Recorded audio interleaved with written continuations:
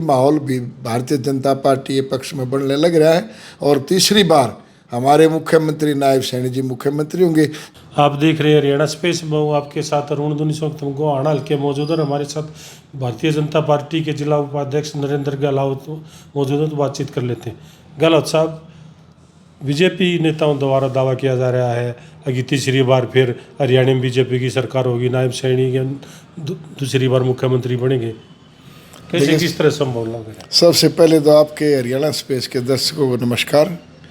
और ये तो आपको ये लग रहा है कि आज जो हरियाणा सरकार जितने काम विकास के कार्य कर रहे हैं, जितनी घोषणाएं कर रहे हैं, जो भी आज जन जीवन में जिस चीज़ की भी ज़रूरत है उसकी हर चीज़ की मुख्यमंत्री संज्ञान ले रहे हैं और उनको पब्लिक को जिस चीज़ की जरूरत है उसके हिसाब से उसकी घोषणाएं भी कर रहे हैं और उनको क्रियान्वित भी करने लग रहे हैं। 15-20 दिन का समय देते कि भाई इतने समय में हम आपको हर चीज़ की सुविधा देंगे। कैबिनेट की मीटिंग भी हुई है, उसमें काफ़ी बड़े बड़े फैसले लिए गए, तो किस प्रकार का प्रभाव हो रहा है? देखिए, उसी का तो प्रभाव मैं कह रहा ना, तीसरी बार सरकार बनी, क्योंकि जो आम आदमी को, जो जब सबसे पिछली पंक्ति में बैठे आदमी को वो सुविधा की ज़रूरत थी, चाहे उसमें 100 गज के प्लाट की ज़रूरत थी, 50 गज के प्लाट की ज़रूरत थी, उन्होंने कैटेगरी बढ़ाई, 30 गज का बड़े शहर में, 50 गज का छोटे शहर में, 100 गज का गाँवों में, और उनको बनाने के लिए भी पैसे के लिए बना दी। और ये जिसका 20 साल का जिस भी उस पर कब्जा था उसको एक मुश्त पैसा भर के उसके मालिक के लिए बना दी। तो आप ये देखिए कि ये आम ज़रूरत की चीज़ें हैं कि किसान के लिए, मजदूर के लिए, व्यापारी के लिए, कर्मचारी के लिए बहुत ही जो मेन चीज़ थी ना, उनको इन्होंने पूरा करने लग रहे हैं। और इससे साफ दिख रहा है कि माहौल भी भारतीय जनता पार्टी के पक्ष में बनने लग रहा है और तीसरी बार हमारे मुख्यमंत्री नायब सैनी जी मुख्यमंत्री होंगे। जैसे आज देखो, एक हरियाणा की संस्कृति बहुत जागृत हो रही है। तीज का त्यौहार था, हम बच्चे से जब झूल पे झूला करते, सुबह गुलगुले, सोहाली, वो क्या होते थे, पूड़े, वो खाते थे। आज मुख्यमंत्री जी जींस की ज़मीन से, भूमि से 30,000 महिलाओं को कोथली देंगे और उस कोथली में मिठाई, गुलगुले, सोहाली के भी ये प्रोडक्ट दिए। तो आज वो पुरानी संस्कृति जो मुख्यमंत्री जी लेकर चल रहे हैं, जो आज हमारे बच्चों के उसमें लुप्त हो गई थी, तो ऐसा मुख्यमंत्री तो आना ही नहीं। इसको कैसे लोग नहीं बनाएंगे, कैसे नहीं चाहेंगे? ये तो 36 बिरादरी को एक हिसाब से लेकर चलते हैं और बिल्कुल गरीब आदमी की सोच के उसके बारे में पता करते हैं, सलाह करते हैं और फिर वही घोषणा कर देते हैं और उसको लागू करते हैं। तो फिर भूपेंद्र हुड्डा भी तो कह रहा है, वो जिस तरह लोकसभा में भाजपा को रहा है, विधानसभा में भी इससे बुरी हार भाजपा की कर। हाँ, देखिए, वो ठीक कह रहा है ये बात, क्योंकि पहले विद पार्लियामेंट के बाद ही तो सारी घोषणाएं होने लग रही है ना। ये जितने काम है, चाहे मुआवजे की बात है, चाहे जो भी जिस भी चीज़ से आम जन आदमी दूर था, वो उसके दहलीज पे ला खड़ी कर दी, उसके आंगन में पहुंचा दी। तो वो पार्लियामेंट के पहले वाला सीन और था, आज सीन और दूसरा हो गया है। पहले हमारे मुख्यमंत्री जी को समय नहीं मिला था, अब मुख्यमंत्री जी को समय मिला 4-5 महीने का जो बीच में है, इसमें ये हर आदमी की समस्या का समाधान करेंगे। तो फिर कांग्रेस यही आरोप तो लगा रही है ना, अब घोषणा कर रही है, बीजेपी के पास समय नहीं, सरकार के पास समय नहीं, क्योंकि चुनाव का जो आचार संहिता का समय 1.5 महीने से भी कम रह गया। देखिए, पहले तो मैं अपनी ये कहूँ, 10 साल पहले भी कांग्रेस की सरकार थी, मुख्यमंत्री भूपेंद्र हुड्डा थे। जो आज ये करते भाई बीजेपी यूँ नहीं कर रही, इन्होंने कुछ भी नहीं किया।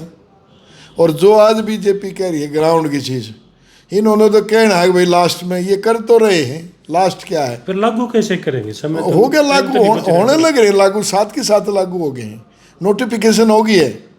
मंत्रिमंडल में जो भी चीज़ हुई है उसकी सारी नोटिफिकेशन हो गई है, गवर्नर के साइन हो गए, इम्प्लीमेंट होने लग रहा है। तो फिर वो कह रहे हैं ना, बस ये तो एक प्रकार से जनता की क्या दौड़ झोंकड़ क्या कहेगा विपक्ष, क्या कहेगा? उसको इससे बात अलग कहने के लिए है ही नहीं। अगर विपक्ष यही कहेगा भाई धूल झोंक रहे हैं, जबकि असली हो रहा है, धूल नहीं झोंक रहे, बिल्कुल असली चीज़ होने लग रही है, हो चुकी है। तो फिर वो दीपेंद्र हुड्डा भी आए थे, बुरुदिल के में भी आए थे, हरियाणा में गए, शब यात्रा ले गए, तो उनका भी तो कहना है ना कि कांग्रेस आ रही है और भाजपा जा रही है। देखिए, मैं तो इस एरिए की बताऊंगा अरुण भाई आपको, भूपेंद्र हुड्डा ने सेक्शन 4 तक ले आया था लाठ में 5-6 गांव की ज़मीन थी और वो एक्वायर नहीं करी। सेक्शन 6 भी लग गया था। सेक्शन 6 भी लगा था, मतलब लास्ट सेक्शन आ गया था, सिर्फ एक्वायर पैसे बटने थे, उन्होंने कुछ भी नहीं किया। जो आज हमारी मारुति की फैक्ट्री खरखोदे में आई है, अगर यहाँ की जमाइन एक्वायर होती तो वो फैक्ट्री यहाँ आती। रेल कोच फैक्ट्री जो गन्नौर गई है वो यहाँ बनती, और यहाँ के जो खरखोदे में आज 15-20 का 12 करोड़ का किला है वो यहाँ ही गवाणे में होता। ये गवाणा जिला भी बनता, विकास भी होता उससे, और 10 साल में तो पता नहीं क्या हो जाता, गुड़गांव बन जाता। सिर्फ भूपेंद्र हुड्डा की नाकामी रही है। भूपेंद्र हुड्डा ने इस एरिए के लिए भेदभाव किया है। मैं तो इस बारे में ये कहता हूँ कि ये तो प्रत्यक्ष है। गहलोत साहब, आपने भी बड़ा मजबूत दावा गुआने की टिकट पर कराया है। के समीकरण आपने लागे हैं, अब बीजेपी आपने टिकट दिया तो ये समीकरण है बीजेपी की जोड़ी में यह सीट में नो गाल छूं। देखिए, हम तो दावा तो नहीं करते, हम तो अपना कार्य कर रहे हैं। हमारे को पार्टी ने जो जो ड्यूटी लगाई है हमने अपनी पूरी ड्यूटी निभाई है। हमारे को पहले ऊपर प्रधान बनाया, फिर मेरे को मोहाना मंडल का इन प्रभारी बना दिया, फिर इलेक्शन में फिर मेरे को यहाँ खानपुर मंडल में प्रवास के लिए बूथ का प्रवास का प्रभारी बना दिया, अरे मेरे को संयोजक बना दिया पूरे विधानसभा का। तो मैं तो काम करते हैं, हम लोगों में आते जाते हैं। पहले हम जेजेपी में थे, जब भी हल्का के 5 साल अध्यक्ष रहे, हर गांव में जाते थे, हर लोगों से मिलते थे। तो हम तो अपना काम करते हैं। हाँ, हम ये कहते हैं कि हमारे को अगर पार्टी विश्वास करती है तो बीजेपी की 100% वोट, कोई भी बीजेपी का कार्यकर्ता हमारे से नाराज नहीं है। प्लस में हमारा जो पुरानी पार्टी थी इंडियन नेशनल लोकदल और जेजेपी, आपका कहना है जो 30-35 साल था आप राजनीति कर रहे हो, इन लोगों के साथ जुड़े थे और जेजेपी के साथ 30-35 साल का था आपका अनुभव हो रहा है राजनीति का। बिल्कुल, एक एक वोटर नाम जानो, तो उसका विशेष फायदा होगा। हाँ, उसका हमारे को विशेष नहीं, सारा ही फायदा होगा। वो लोग हमारे संपर्क में कहते भी हैं भाई इंडियन नेशनल लोकदल का और जेजेपी का जो भी कार्यकर्ता है वो हमारे को तो कहता है कि भाई अगर पार्टी तेरे पे विश्वास करती है तो हम सब कैन छोड़ के तेरे साथ हैं।